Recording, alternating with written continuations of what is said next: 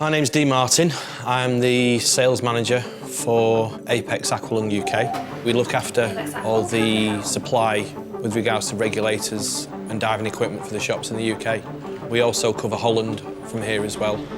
Company-wise, we supply Apeks regulators for the whole of the world.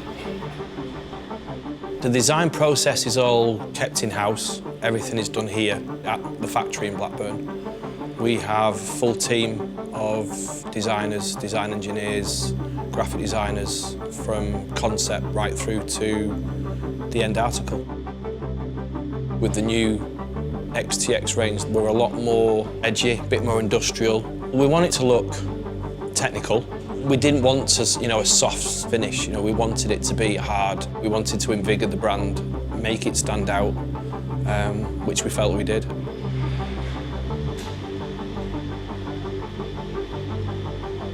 We buy the bar in, which makes most of the first stages that we do. When the bar comes in, it then goes into the CNC machines. It holds 10 or 12 bars at any one given time. The machine starts to do one side of the bar, and then as it's finished that process, it then grips the bar, pulls the bar forward, trims the bar off, and then the back side of the machine then comes in and actually machines, while it's still got hold of it, the other side of the bar. It's just a continuous process.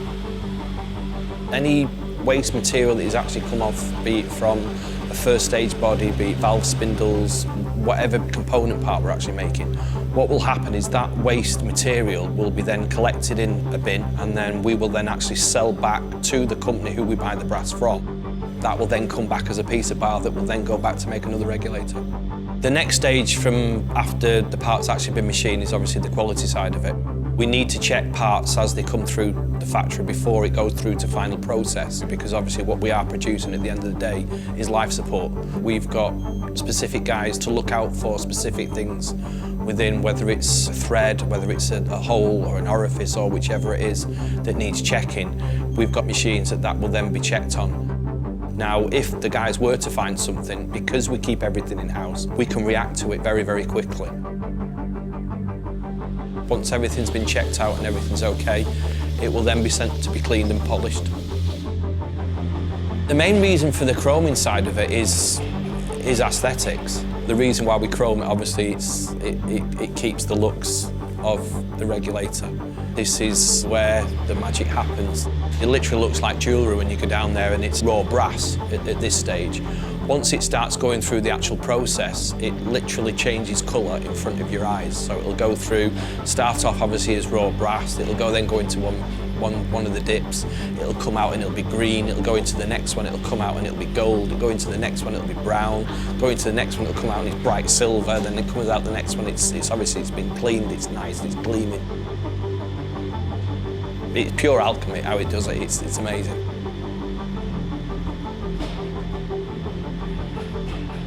After the chroming process, we then go on to the injection moulding. All the moulding's done in-house. It starts off as like a plastic chip that goes into a big hopper, then becomes molten material that's squirted into the actual mould itself. Once the machine actually makes that specific part, it then ejects the mould. It's cooled down within the mould before it ejects it, and the part comes out, formed, ready to go.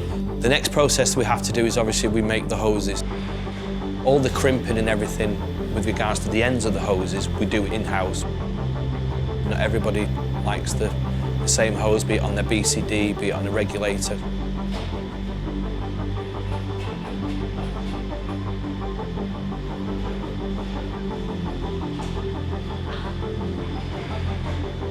We've now made all the component parts, as we now need to assemble them.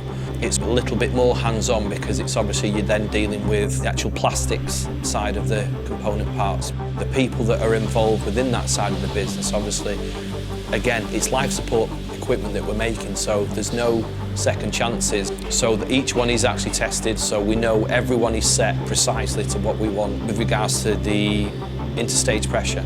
So everyone will leave the factory identical, exactly the same.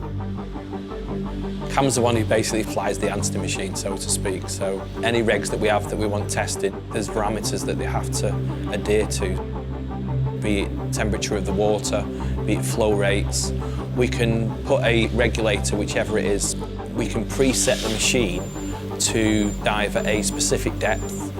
We can preset the water to be at a specific temperature.